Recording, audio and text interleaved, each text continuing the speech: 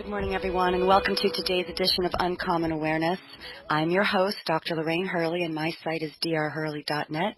I encourage you to visit, sign up for our newsletter, and of course you can access archives for any of our previous shows. Michael Cranford in Costa Rica. You can visit treehouseincostarica.com, www.treehouseincostarica.com. Take a look at where Michael spends a lot of his life.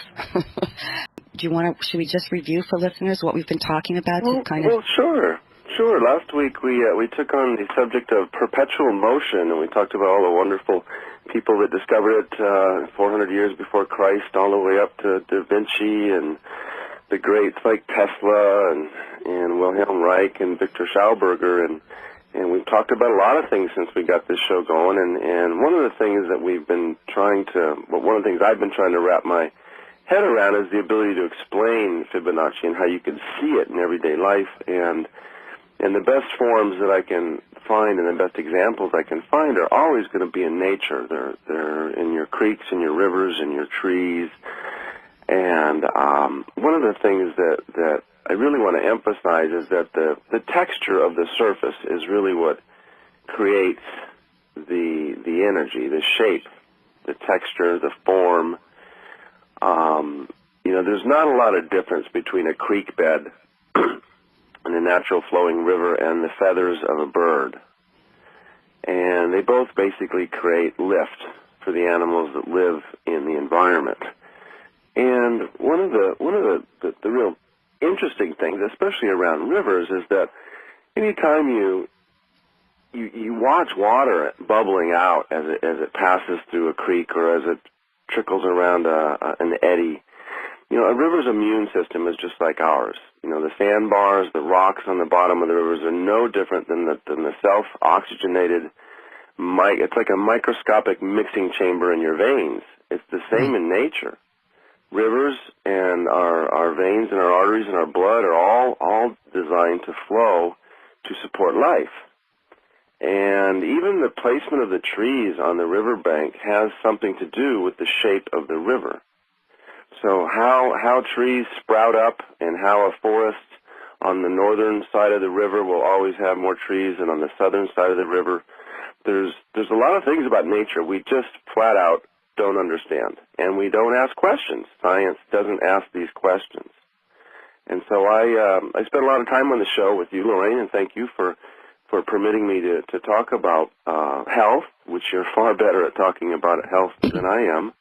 But you've actually given me so much food for thought in these programs, Michael, because it's one thing to say or to be told that that the human body is designed according to Fibonacci ratios and so forth. It's another thing to talk about veins and arteries as like a riverbed. We have a river here, the Herring Run, and every year the herring go upstream to spawn. And I was down the river. There's no herring this time of year, but I was down the river, and I'll never look at a river another way again. I was observing the way that the water moved, and it seemed to be holding almost motionless around the rocks and so forth, and paying attention thanks to what you shared. And when you bring in examples like our veins and arteries, and what happens when we have high blood pressure, what happens when we let's just look at the condition chronic fatigue. Well, think of a canyon, and a canyon gets clogged.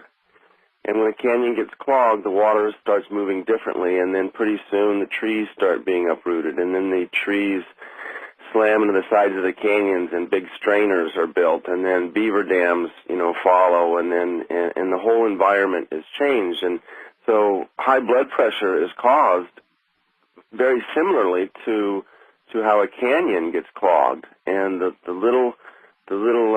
valleys inside our veins, and the little textures, and the hiding, the nooks and the crannies and the canyons that are in our arteries and in our veins, they get clogged, and it reduces the cross flow of the vortex energy that's in water, in blood, in sap, and basically in all studies of fluid dynamics.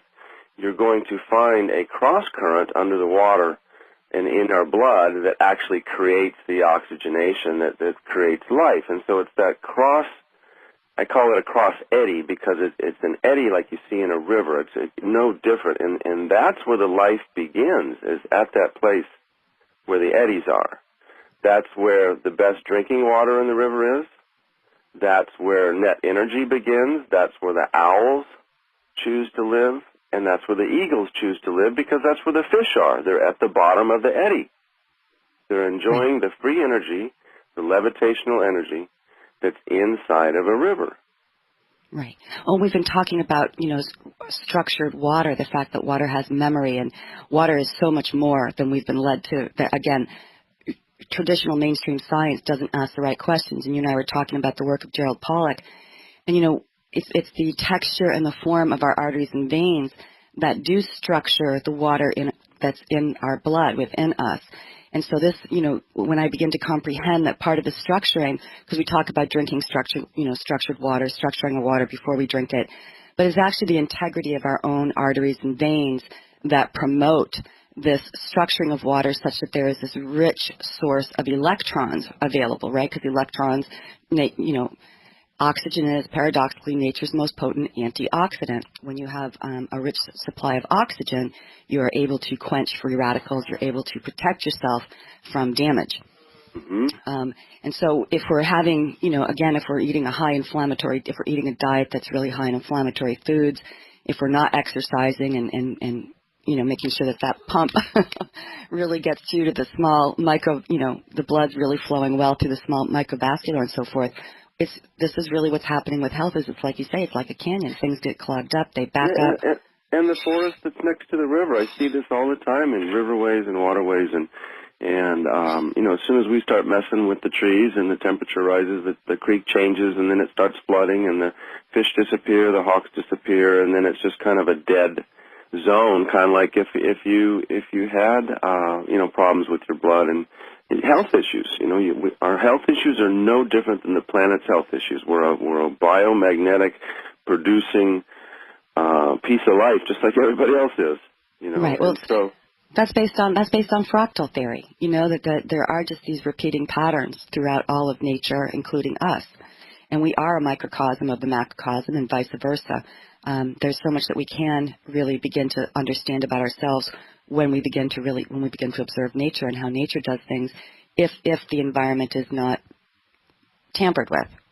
Yeah, and one of the examples we gave on the first few shows is how needles aren't really used for healing and drawing blood accurately because they're not shaped and they're not textured the way our veins and our arteries are, and it would make most sense that when we draw blood for blood samples and through dialysis equipment and tubing, that we should be using the textures and the forms that are in our bodies in order to get accurate, blood reading samples. And you find all kinds of applications for Fibonacci when you wrap your head around how simple and easy it is to understand. And unfortunately, a lot of people explain it in different ways, and the only way I can explain it is the same way Viktor Schauberger explained it in the early 1900s, just by watching fish, by watching birds, by watching nature, how nature reacts to each other and how water reacts to air. And it's the movement of the movement and the memory of the water is very dependent on the surface that it flows by. So therefore, the surface creates the flow of energy. The surface and the texture and the shape creates the specific energy that the critter needs. So right. The surface and the texture must comply to Fibonacci. There's millions of variations of Fibonacci. But it's right. the texture and the shape that creates the energy. Right. Well, we talked just about, something as simple. Why are we living in square houses when it's been understood, as you said, from several hundred years before the time of Christ? It's been understood that certain forms basically regenerate healthy air, right? Permit oxygen to flow, to be more available. The circulation of air is just as important as the circulation of water. Really understanding. Nature teaches us to connect, observe, and copy all of its forms in our designs. Just as Feng Shui instructs us to build our homes on the hillside just above the confluence of a river, they call this the dragon's back, and it's an Eastern philosophy where chi flows at the top of a ridge or through your home, and nature is a closed-loop system. It's a multibiotic in its form and its functions, and one of the things we've emphasized on every show is that it's the form, the texture, and the shape that create nature, create life. And movement. And movement, and flow. And this flow you can see in rivers, you can see in watersheds, you can see in the mangrove forest, in the beaches below my home down in Costa Rica. And these are very subtle energies, very subtle. You can see them in creeks, you can see them everywhere, and in birds that fly over your head and don't flap their wings. And so one of the first few things we started talking about in the first two episodes, or the first two shows about Fibonacci, is why aren't the insides of our hypodermic needles textured the same way the inside of our veins are? Why don't we use these shapes and textures and forms in the way that we analyze blood? Because the blood is stressed when it comes out. It's not used to cylindrical, smooth surfaces, and so when we draw blood from a human being, the blood is already tainted before it even hits the vial. So we're not really reading correct health into our health plans, and a lot of it has to do is because we're not paying attention to Fibonacci and sacred geometry. And what I mean by that is that if you take a cross-section of our arteries or our veins and you look at them microscopically, you'll notice that they look pretty similar to the canyons of Utah or any other watershed in the world.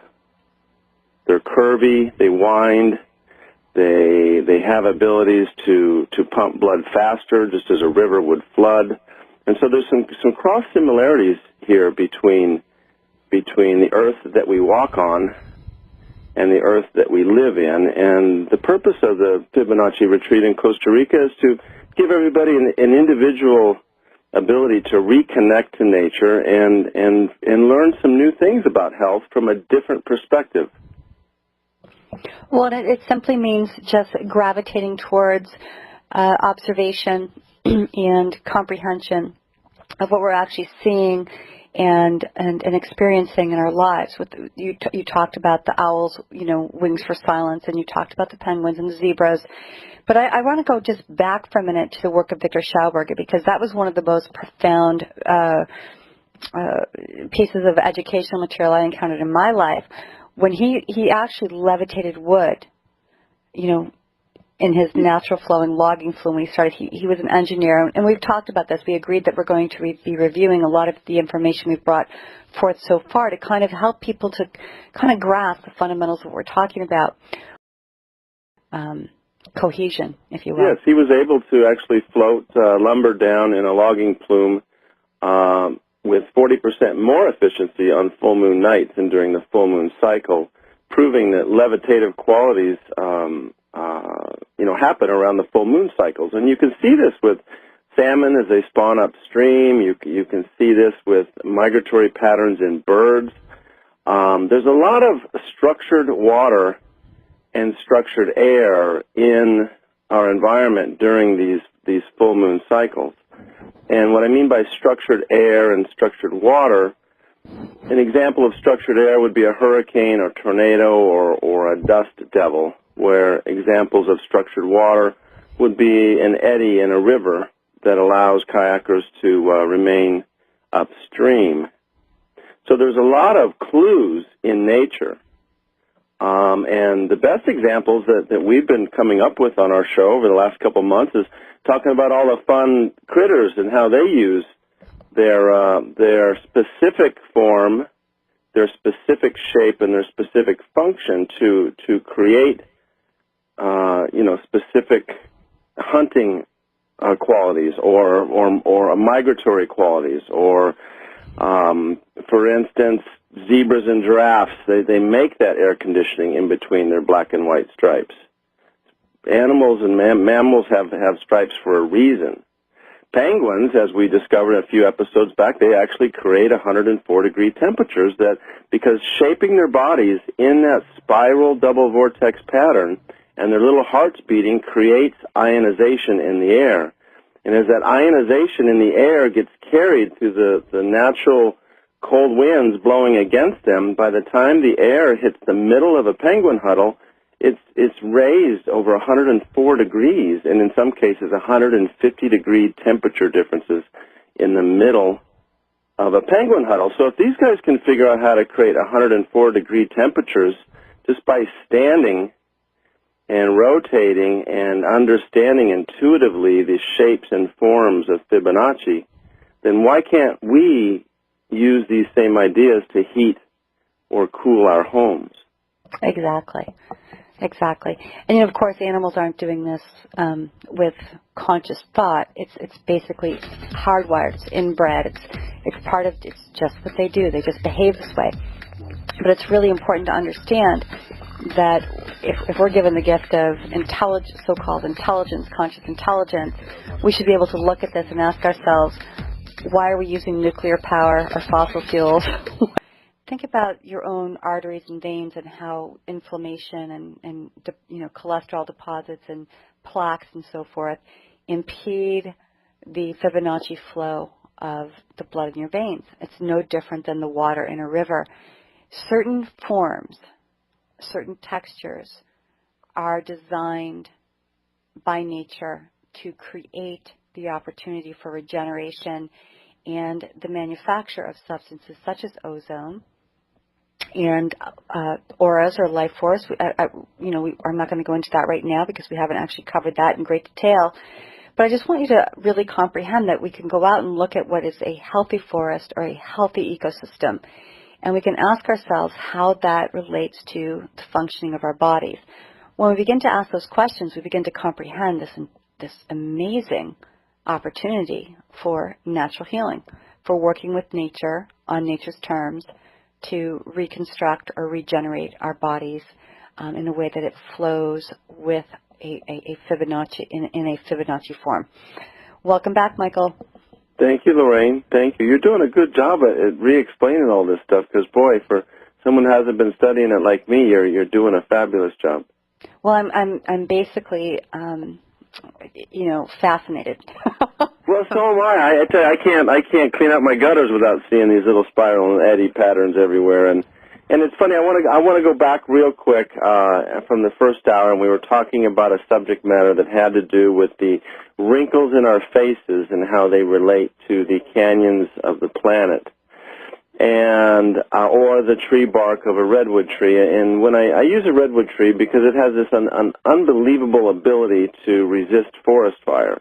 It's one of the trees that has a thick bark that actually, when the environment heats up around it, the bark goes to work as a harmonious pump around the tree and starts producing ozone. And this ozone is for several reasons. One is it's to eliminate harmful radiation from the edge of the forest where the sun is penetrating in the cases of clear-cut areas or areas where trees have been removed. And then the other would be as a forest as a whole. So the forest actually secretes negative ions and creates this ozone. And sometimes it smells like maple syrup, especially after a forest fire. My mom in Colorado lives in the Hayman Fire, and around the full moon time, she always smells pancakes being cooked out in the middle of the national forest. And she calls me and says, "I'm smelling those pancakes." And I'm like, "Well, I'm sorry, Mom, it's just the moon." And I've had a hard time explaining that one to her, but she actually came up with it on her own. But the Smoky Mountains are called the Smoky Mountains because they emit a chemical. The entire forest is a harmonious organism, emits a chemical, and these chemicals are in the forms of gas. They're natural turpentines, isoprenes, they're natural rubbers, and believe it or not, even phenols and glycols, which actually surprised me in my research because these are the chemicals the GMOs are putting in our food. So we're even getting poison in our forests, and that was opposite of what I was looking for. But it's only pine forest in areas where the climates are much warmer than they used to be. So it's interesting when we start looking at the forest and we start looking at how trees inhale greenhouse gases and carbon dioxide to produce healthy water vapor. which is ozone. And these forests produce these massive amounts of ozone and O3. They happen to be the largest collective pump on the entire planet. Forest, as they're connected, just as you researched with your research, where they're all connected underneath the ground by their roots and their mushrooms, all creating biomagnetic energy that they're sharing back and forth in biosymbiotic relationships. Right. Right, and you're talking about the mycelium when I basically began to examine the work of Paul Stamets, who's looking at mushrooms. But I want to talk about the intelligence of nature, listeners. Let me tell you, mushrooms could very well save us from radiation poisoning, should we learn to work with them very intelligently. But a lot of what you're talking about, Michael, like you just made this point about the Smoky Mountains, we are not cultured, educated, trained, taught how to view things with an open, curious attitude. And when we do begin to have a curiosity and we do begin to observe things throughout nature, what we do see is that the earth is living, alive, thriving, moving, constantly working. And this is the same things as our bodies. I mean, we are not these stagnant, genetically predetermined beings. We are in constant relationship and adaptation to what's going on around us. To our surroundings. Right. We influence our surroundings everywhere we go, whether it be negatively or positively. And one of the things I try to teach in my workshops and with my architectural clients in Costa Rica is to pay attention to your building site and the nature around it and the view and which way the cool air flows out of the forest in the northeastern part of your property and how that ties into the textures and shapes of your home and how it captures cool air and repels warm air. Living in the tropics 9 degrees north of the equator, it's usually about staying cool and trying to reduce your consumption of electricity, keeping fans going all the time. And so in my architecture, as in my treehouse in Costa Rica, it's all based on Fibonacci principles. It's completely designed from nature's point of view, from the bottom up. And it's 7 stories, and it sleeps 8 people, and it's absolutely fabulous to sleep in the canopy with the monkeys. And, but that's kind of a funny story all in itself. I learned to design my treehouse after 200 or 300 hours based on the fire ants biting me while I had the plans in my hand and I was screaming at the tree. And at some point, the ants brought me to my knees. I dropped the plans and I looked down in my design for the first time, whereas before I had always looked up. And so these revelations, the epiphanies came when I started really noticing nature and where the strength of the tree really is.